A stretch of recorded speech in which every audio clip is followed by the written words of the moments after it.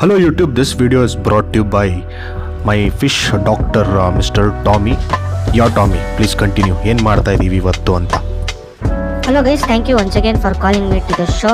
This is the second video ಅಂತಲೇ ಹೇಳ್ಬೋದು. ಆ ವಿಡಿಯೋ ಚೆಕ್ಔಟ್ ಮಾಡಿಲ್ಲ ನೋಡಿ. ಇವಾಗ ಏನು ನಡೀತಾ ಇದೆ ಅಂತ ಹೇಳೋಕ್ಕೆ ಮುಂಚೆ ಈ ವಿಡಿಯೋ ಒಂದ್ಸತಿ ನೋಡ್ಬಿಡಿ ಬನ್ನಿ.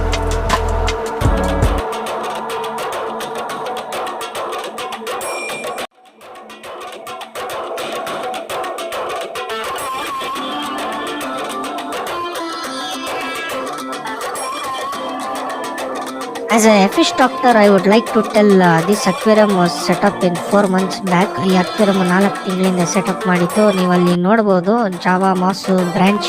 ಸಾರಿ ಟು ಇಂಟರಪ್ಟ್ ಡಾಕ್ಟರ್, ಈ ವಿಡಿಯೋ ನೋಡ್ಬಿಡೋಣ ಒಂದ್ಸತಿ. ಸುಮ್ಮನೆ ಹೇಳ್ತಿಲ್ಲಲ್ಲ, ಹೇಳ್ತಾ ಇಲ್ವಾ? ಚಿಕ್ಕದಾಗಿದೆ.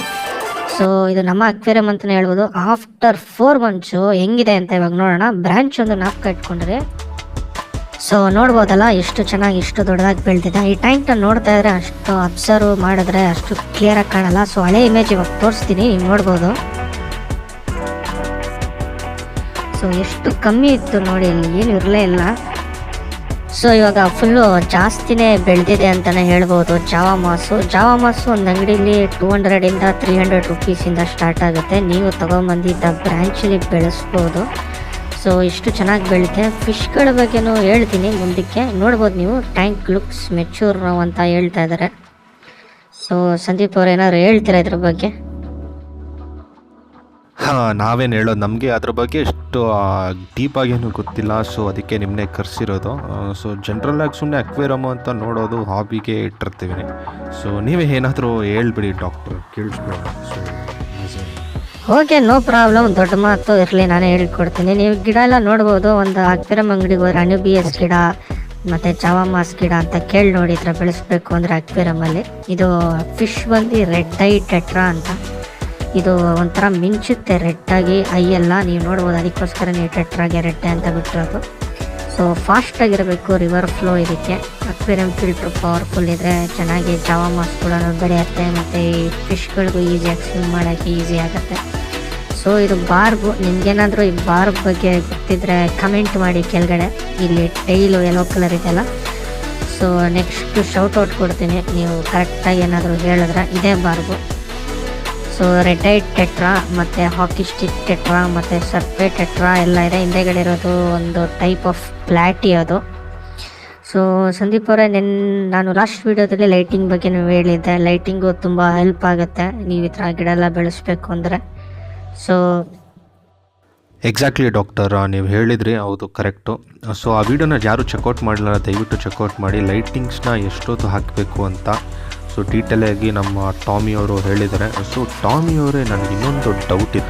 ಸೊ ಕೆಲವು ಫಿಶ್ಗಳು ಜೊತೆಗೆ ಹೋಗ್ತಾ ಇದೆ, ಕೆಲವು ಫಿಶ್ಗಳು ಒಂದೊಂದೇ ಓಡಾಡ್ತಿದೆ. ಏನು ರೀಸನ್ ಇರ್ಬೋದು ಅಂತ ಹೇಳ್ತೀರಾ? ನೋಡಿ ಸಂದೀಪ್ ಅವರೇ, ಫಿಶ್ ಅನ್ನೋದು ಒಂಥರ ಜೊತೆಗೆ ಅದ್ರ ಬೇಸಿಕ್ ಇನ್ಸ್ಟಿಂಕ್ಟ್ಸು.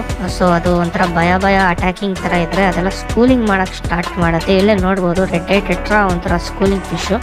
ನಿಮ್ಮ ಅಕ್ವೇರಿಯಮಲ್ಲೂ ತೊಗೊಂಬಂದು ಹಾಕ್ಬೋದು. ಒಂಥರ ಜೊತೆಗೆ ಹೋಗುತ್ತೆ, ಜೊತೆಗೆ ಬರುತ್ತೆ, ನೋಡೋದಕ್ಕೆ ಚೆನ್ನಾಗಿರುತ್ತೆ.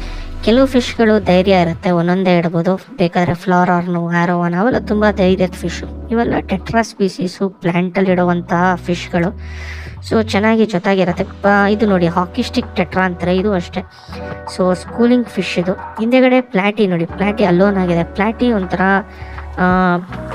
ಅಮೆಚೂರ್ ಫಿಶ್ ಅಂತಲೇ ಹೇಳ್ಬೋದು. ಅಂದರೆ ನೀಟಾಗಿ ಹೆಂಗೆ ಬೇಕಾದ್ರೆ ಇರ್ಬೋದು. ಇವೆಲ್ಲ ಸ್ವಲ್ಪ ಕೇರ್ ಜಾಸ್ತಿ ಆಗುತ್ತೆ.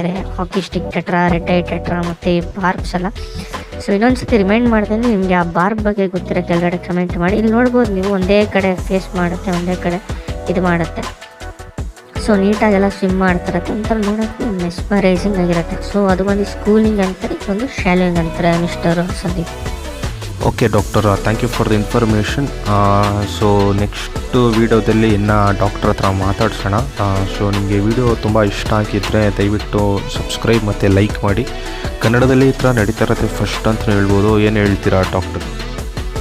ಹೌದು, ಕರೆಕ್ಟು. ಈ ಥರ ಎಲ್ಲ ಇಂಟರ್ವ್ಯೂ ನಾನು ಬರಬೇಕು ಅಂದರೆ ದಯವಿಟ್ಟು ಲೈಕ್ ಮತ್ತು ಸಬ್ಸ್ಕ್ರೈಬ್ ಮಾಡಿ.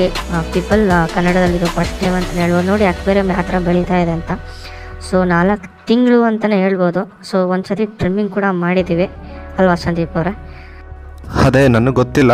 ಸೊ ನೀವು ಹೇಳ್ತಾರದೆ. ಸೊ ಗೈಸ್ ಏನಾದರೂ ಡೌಟ್ ಇದ್ದರೆ ಕೆಳಗಡೆ ಕಮೆಂಟ್ ಮಾಡಿ ಒಂದು ಸತಿ ಟಾಮಿ ಅವರು ನಿಮ್ಮ ಡೌಟ್ನೆಲ್ಲ ಕ್ಲಿಯರ್ ಮಾಡಿದ್ರೆ. Thank you once again for watching guys. Hope you enjoyed the video. Bye. Subscribe ಮಾಡೋದನ್ನ ಮರಿಬೇಡಿ.